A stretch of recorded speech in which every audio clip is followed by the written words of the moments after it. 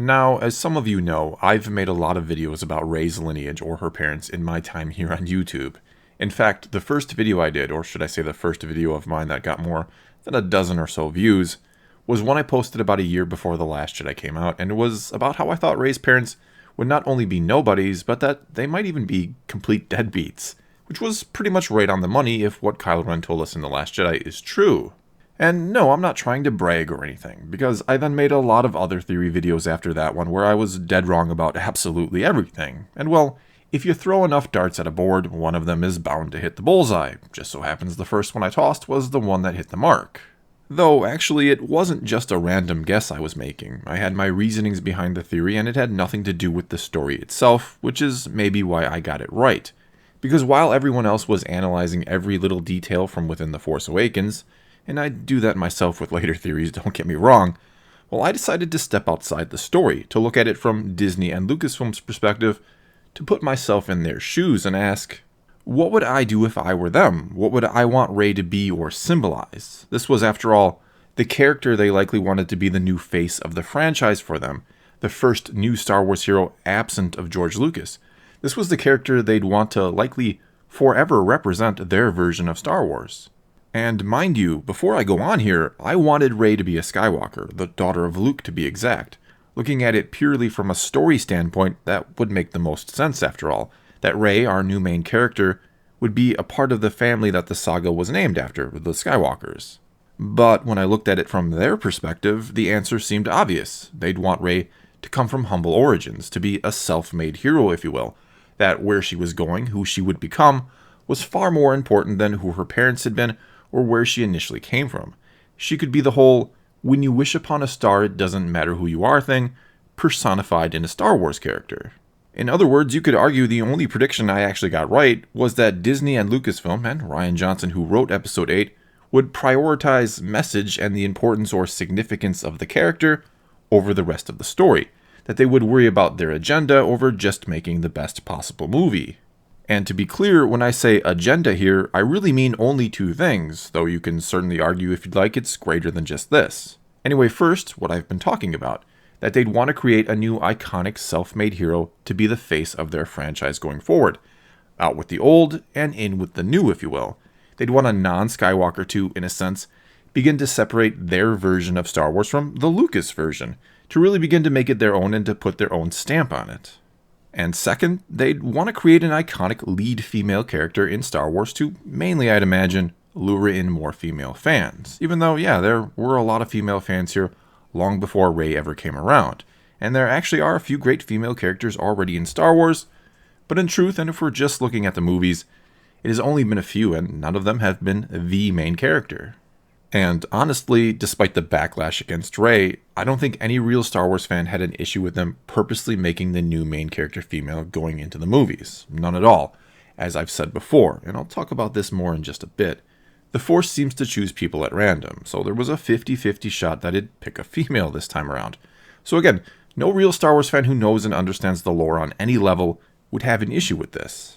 However, what some fans, not all, have taken issue with is that, again, it feels like the desire to make her something special, to make her the icon and face of the franchise, has influenced what they do with her, or won't do with her in the story. Her being the perfect character, the symbol, feels more important than making her a flesh and blood real person. The decision to make the main character in the Skywalker saga not a Skywalker feels like a mistake. And one could even argue that what would have been best for the story was if in The Force Awakens Rey had lost the battle in the woods at the end of the movie to Kylo Ren, thus setting up tension for their next fateful duel.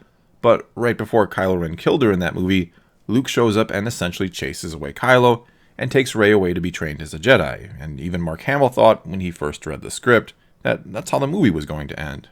But that of course would have shined a spotlight directly on Luke. It would have made him the hero of the movie instead of Rey, and that's not at all what they wanted. Hell, he would have stolen the whole show with just that one scene, and I could envision people literally standing up and cheering in the theater when they saw it.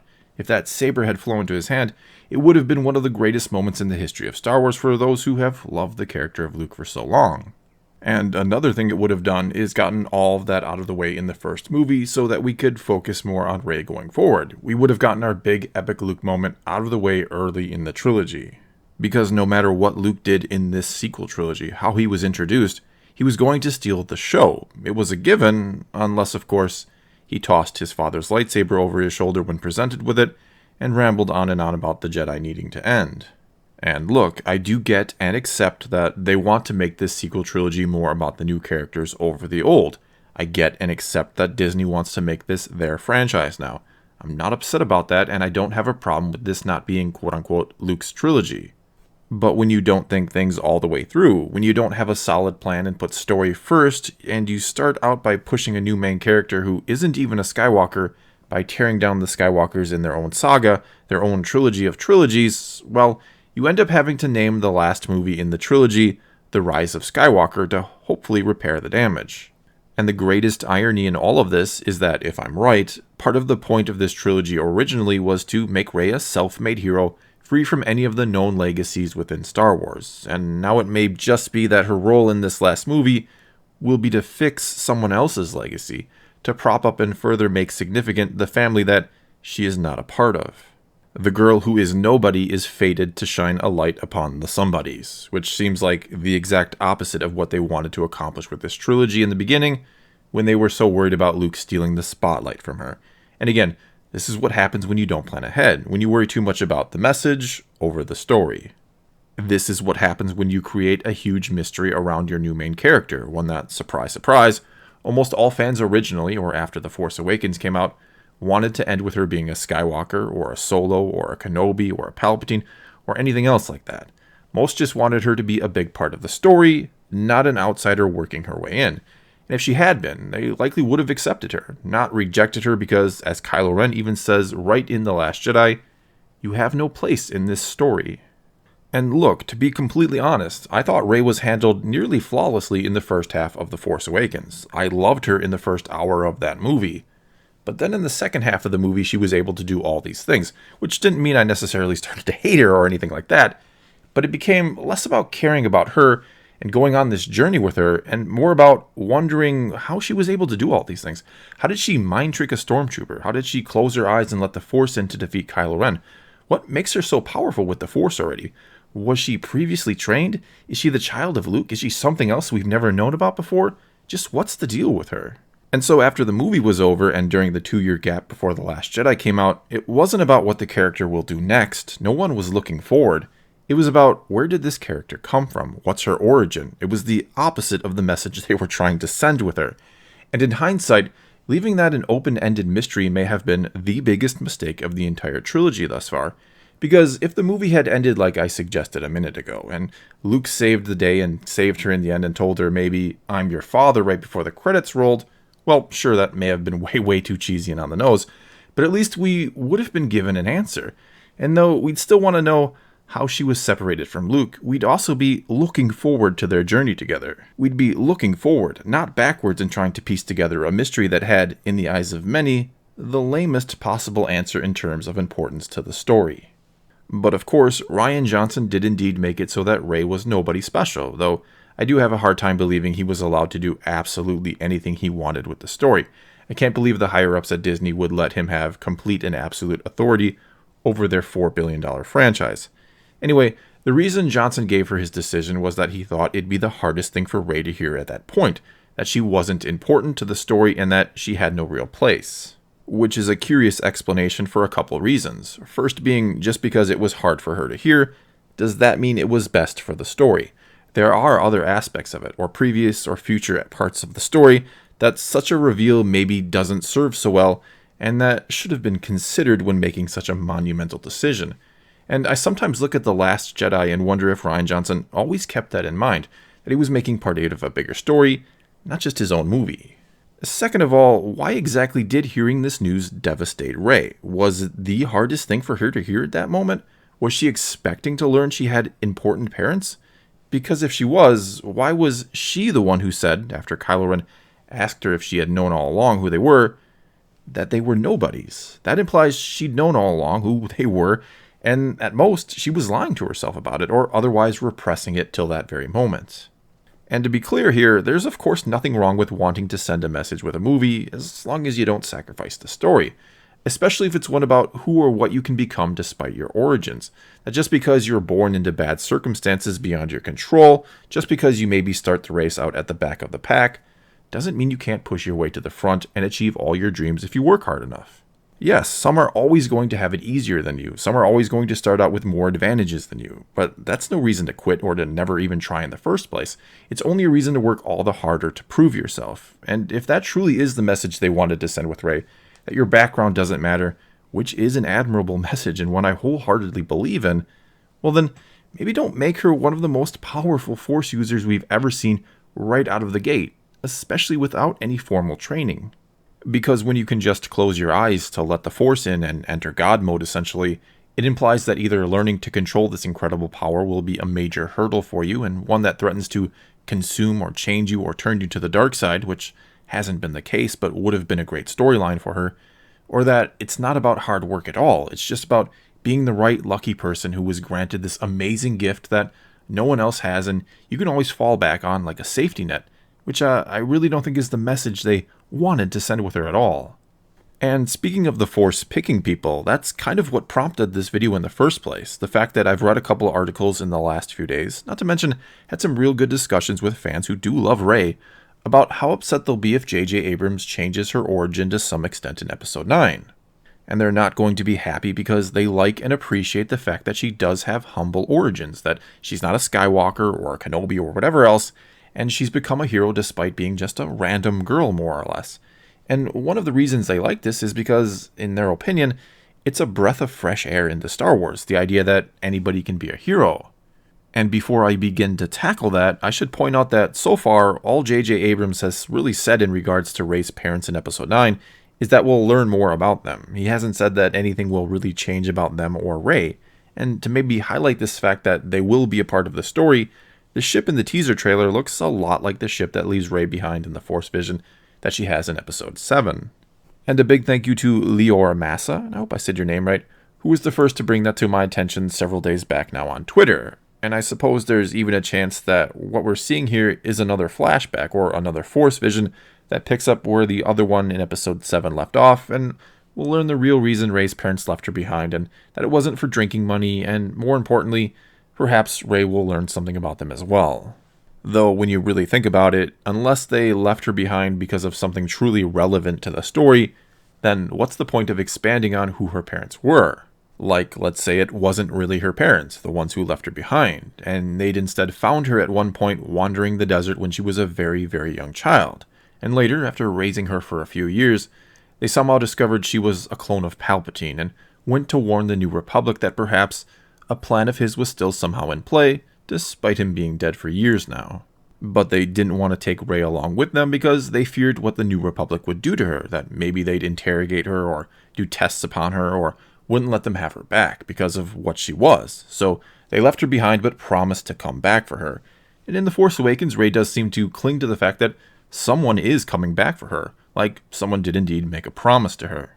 But something went wrong and they were never able to return to Jakku for her. Maybe because, and let's have some fun here, they were killed by some ex-Imperial agents within the New Republic who knew about the Palpatine plan and didn't want it exposed further. And maybe a relatively young Ben Solo overheard his mother, and Leia was a senator in the New Republic, talking about all this to someone, and it piqued Ben's interest, and it ultimately led him to Snoke and to learn more about Palpatine and his secret plan to return. And along the way, Ben became obsessed with what would turn out to be his grandfather's master, which was why Kylo lied to Rey about who her parents were and why he so desperately wants her to join him, because he knows who or what she really is, and he sees her as a connection to the one who had trained his grandfather. It's a connection to Darth Vader for him. And sorry, I didn't mean to break into a full-on theory. This video is going to be longer than I wanted it to be already. But my point was that if the true reason why Rey was left behind on Jakku is important to the story, then go ahead and give us more, absolutely. However, if maybe it just changes the reason why she was left, but doesn't mean anything to the greater picture, you're just wasting the movie's runtime with it. We have a reason why she was left behind, which essentially is her parents were terrible people, and as it stands right now, it's at least a mental obstacle for her to deal with. So if changing it isn't important to the story, just leave it as is. Which leads me to believe, giving J.J. Abrams the benefit of the doubt here, that what we learn about her parents will be significant to the story in some respect. But does that then mean she'll end up being a Skywalker now, or a clone of Palpatine, or linked to some other important character? Well, possibly, but I think it's still doubtful because it'll likely come off feeling ham-fisted at this point, and like an all too blatant course correction. And again, they might still be in some respect clinging to this idea that Star Wars needs to show how anyone can be special, even though that's not a new message in Star Wars at all. And you don't have to take a deep dive into the lore to know that Jedi come from all walks of life, from all races and genders, and that, as far as we know, who becomes Force sensitive is completely random. Again, darts thrown at a board. Every so often, one will randomly hit the bullseye, and that person will be strong with the Force. That seems to be how it works in almost all cases. Obi-Wan Kenobi, for example, didn't come from a long line of great Jedis. He was the first and last of his Jedi family legacy. Though yes, there are a few known very rare exceptions to the rule in the official canon, 2 that we know of to be exact, that seem to be picked by the Force for a very specific reason or purpose. The first is Anakin, and he was picked, or should I say created by the Force, to be the chosen one, to bring balance by destroying the Sith, though as I discussed in my last video, the recent series of Vader comics may have changed that. Second, we have Rey, who was picked by the Force to be a counterbalance to Kylo Ren, and though as far as we know she wasn't technically created by the Force, she does claim in The Last Jedi that something has always been inside of her, and that it's now awakened. Either way, unless Snoke is wrong about her or lying, Rey was very specifically chosen by the Force for a very specific purpose. We just don't know why, and likely never will. It took so long to awaken in her. So yes, anyone can be a Jedi, and who gets picked is very random, it seems. Saying Rey can be a Jedi without coming from some important lineage is an odd thing to say considering all that, and then especially when you consider the Skywalkers also had a very humble origin, since as far as we know, Anakin was born to a simple slave woman named Shmi who had no sort of powers or no strong connection with the Force, and was instead randomly chosen to give birth to one with a very specific purpose, just like it seems Rey's parents, or mother, was randomly chosen to give birth to someone with a very specific purpose. In other words, as it stands right now, Anakin and Rey are basically the exact same thing, someone chosen by the Force for a very specific purpose. The only real difference is Anakin was recognized to be a part of some prophecy, whereas Rey currently is not, though in the new book Master and Apprentice, which I'm unfortunately not done reading just yet, it's implied there are many different Jedi prophecies, which could mean a couple different things. First, that Anakin was just shoehorned into one of them by Qui-Gon, who had a great interest in prophecies, meaning there are so many prophecies that, again, it's darts tossed at a board, and the Force brought about someone that just so happened to fit into one of those numerous prophecies that existed. Make enough predictions, and one of them is bound to come true. Though it could also mean the inverse, that most if not all of the ancient Jedi prophecies are legit, and Rey is filling a less known one, or one that has been forgotten since the Jedi are basically no more during this time period. Hell, maybe she'll read the ancient Jedi texts and find her true purpose and origin in them.